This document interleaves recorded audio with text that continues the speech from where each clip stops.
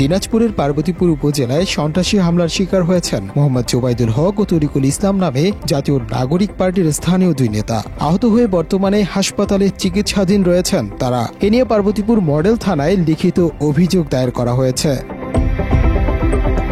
অভিযোগপত্রে বলা হয়, সোমবার সকাল আনুমানিক 10:30 নাগাদ উপজেলার মোস্তফাপুর ইউনিয়নের আমবাড়ি হাটে ইজারার কার্যক্রম তদারকির সময় হঠাৎ 40 থেকে 45 জনের একটি সংঘবদ্ধ দল ধারালো অস্ত্র, লোহার রড ও লাঠিসোঁটা নিয়ে জোবাইদুল, তরিকুল সহ তাদের সহযোগীদের উপর অতর্কিত হামলা চালায়। তাদের রক্তাক্ত করে সঙ্গে থাকা 1 লাখ টাকাও ছিনিয়ে নেয় হামলাকারীরা।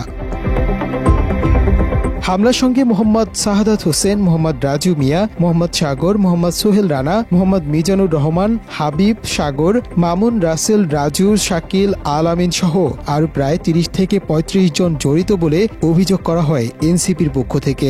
এদের অনেকেই পার্বতীপুর ও আশেপাশের এলাকার বাসিন্দা ও যুবদল নেতা।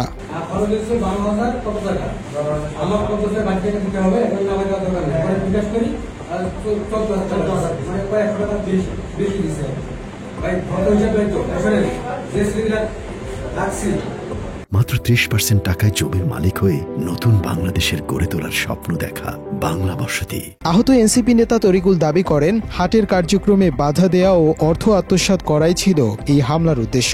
এছাড়া সন্ত্রাসী কর্মকাণ্ডে জড়িত অভিযুক্তরা এর আগেও একাধিকবার চাঁদা দাবি করেছিল বলে জানান তিনি। 50,000 টাকা করে আমরা কেন দেবো আপনাকে? না, 7,000 টাকা দিতে হবে, না হলে আমবাড়ির যে যতগুলো কর্মচারী আছে 34 জন, সেই 34 জন কর্মচারী সব বিএনপি ছেলেপেলেদেরকে নিতে হবে, অন্যথায় এই হাট চালাতে পারবেন না। আমাদেরকে ঘরে বন্দি করে আমাদেরকে বেধড়ক মারধর করে এবং একসময় আমি জ্ঞান সেন্সলেস হই।